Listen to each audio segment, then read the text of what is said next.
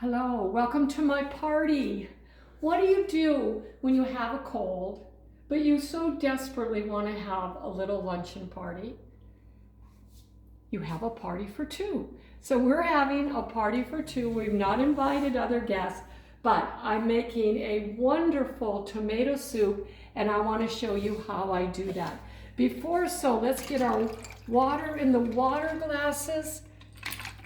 Get that chilling.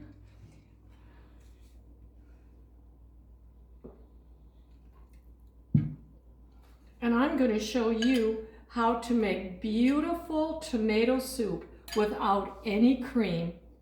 And you can serve it with a healthy cracker and ham salad made out of avocado mayonnaise.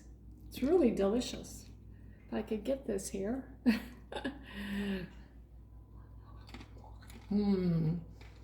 So let's get going.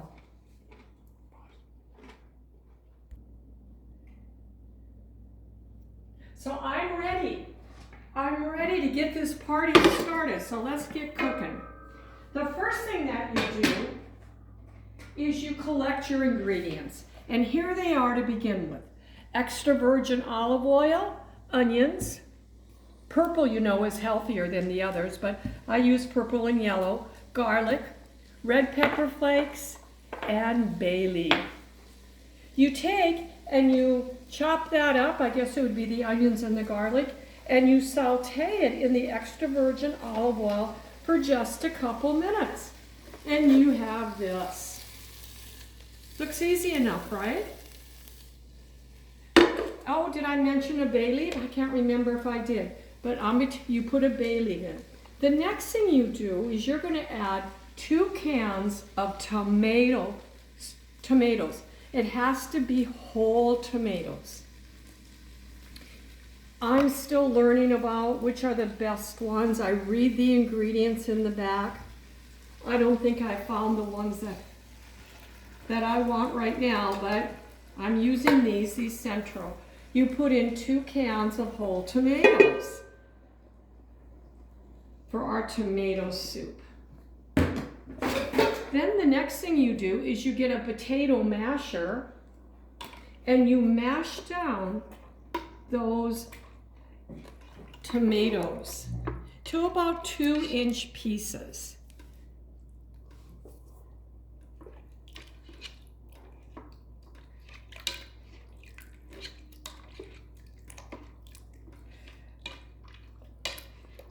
Just about got them mashed.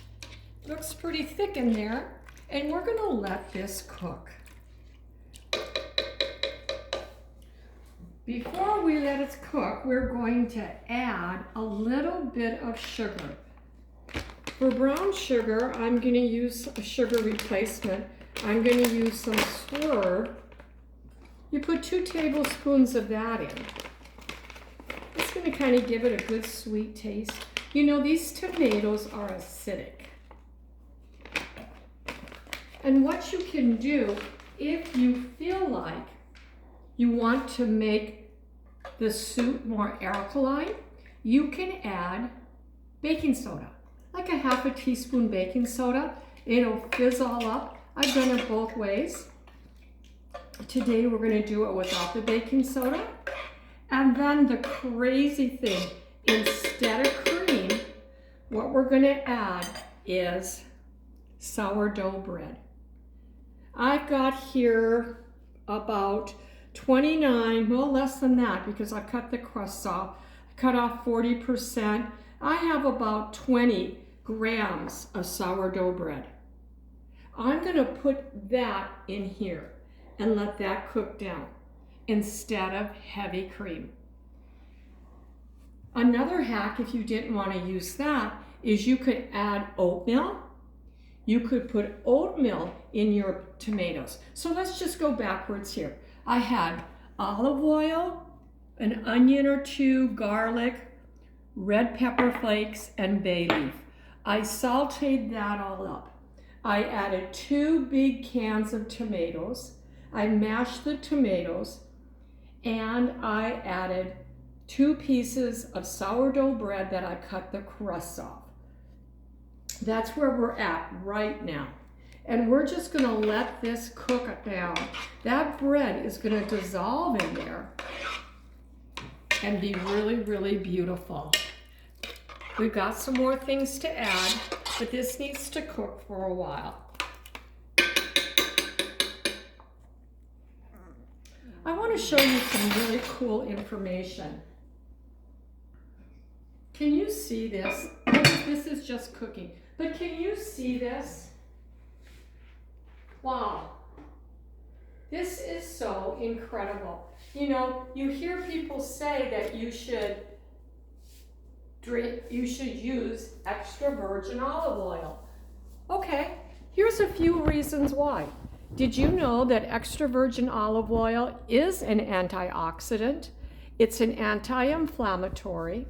It actually sends information to the liver that tells the liver to open up the bile ducts. I don't have that written there, but that's what I read.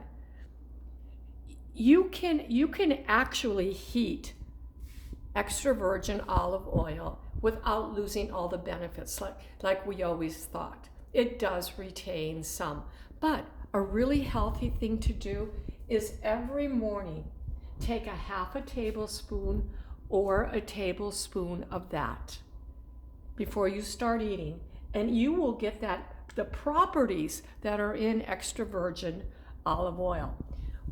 What about an onion? I'm going to show you the onion, garlic, bay leaf, and red pepper flakes.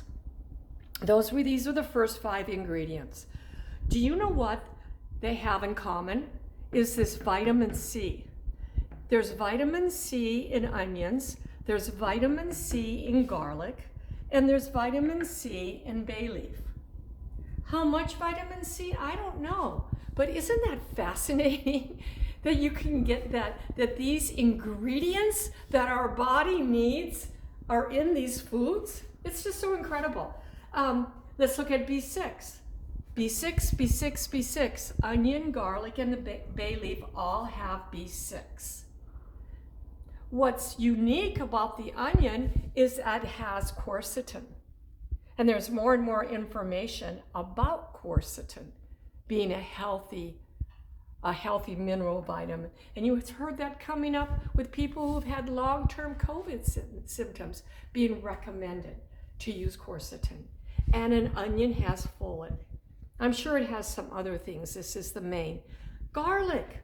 You probably could healthily eat garlic every day because vitamin C, B6, thiamine, potassium, calcium, phosphorus, copper, and manganese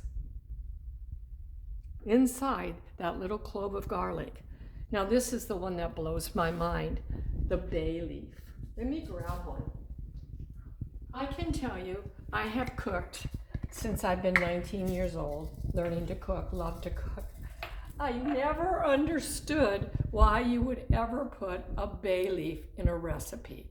It was supposed to give it a woody flavor. I couldn't taste it. It seemed ridiculous until I read something that just amazed me. Yes, it has vitamin A. Yes, it has B6. Yes, it has vitamin C. But it helps with stuffy nose and sinus. Yeah, been a little stuffy myself. I've been drinking some tea made out of bay leaf. Red pepper flakes. Now, what's really cool about red pepper flakes is they have vitamin A, just as it said with the bay leaf. It has beta-carotene, though I don't know that would be the same substance as with carrots. I don't know. But what blew me away, it increases white blood cell growth. You know, hot red peppers, in fact, you hear just eating hot food, the spicy food in itself, if you don't get an ulcer, is good for you. And increase in white blood cell growth, that's pretty incredible for those who have a 2.8 or a 3.2 white blood cell count after going through chemo. Red pepper flakes. And that's not to ignore, let me just turn this, not to ignore the star of the show today, and that is tomatoes. Yeah, we use 2 cans of tomatoes. Tomatoes are the main dietary source of lycopene. Lycopene. Yeah, lycopene. Lycopene helps with sun protection, heart health, and certain kinds of cancers. It's found in tomatoes, watermelon, and pink grapefruit. Now, here I am, a young lady. Well, I don't know where I've received lycopene in my life, because up until a short while ago, I rarely would eat tomatoes. I didn't eat much watermelon, and I never ate pink grapefruit. But when I found this information and I found out that lycopene is so healthy, I have found ways that I like it. And one of them is in this tomato soup that I'm making. There's some talk about lycopene, actually the part that fights cancer is actually stronger when you heat a tomato, and it's not a raw tomato. So, getting back to our little meal today here, let's go see what we have, because we have 2 cans. Okay, no, it's not quite dissolved, as you can see. It's very, very thick. But we're going to go ahead and follow the directions that tell me to take this and put it in my blender.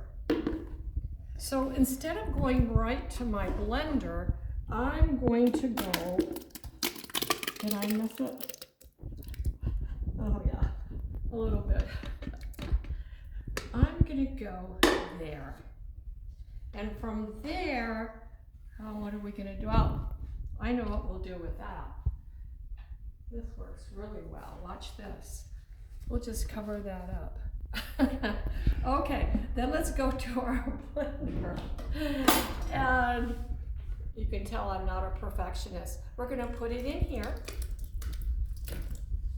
in batches, and we're gonna blend it up.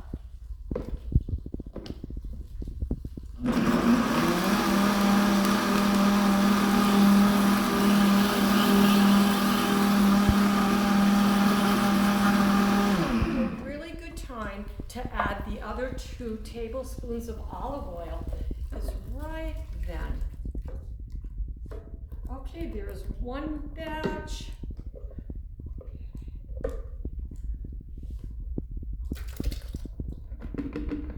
See why I use that pitcher here?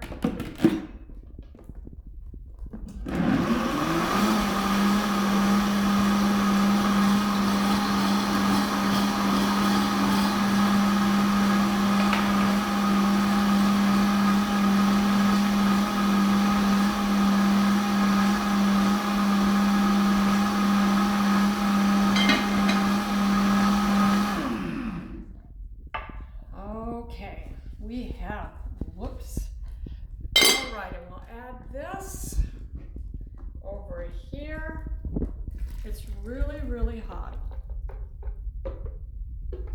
And then the next thing we're going to do is we are going to add the last ingredient, which is some chicken stock. And that's going to cool it down for me here. Now it's at this time that you would add the baking soda if you wanted to get the acidity out of these tomatoes. A little salt. A little pepper, take my cap off.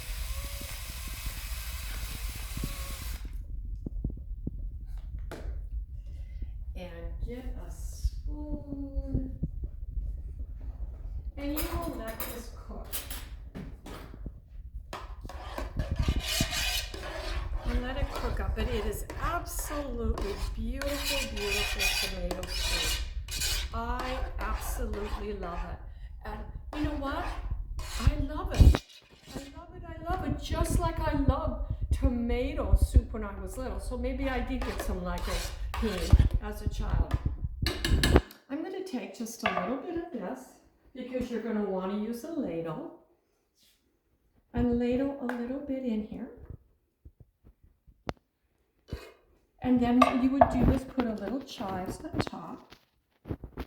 And this is homemade tomato soup. That is so delicious. And it doesn't have 4 or 5 or I don't know how many teaspoons of sugar in it, like a can of Campbell's and a lot of other ingredients. But what it does have in it, besides lycopene, it has all this stuff. Yes, it does. So if you like tomato soup and you like to get all these ingredients, follow my recipe, and I do pray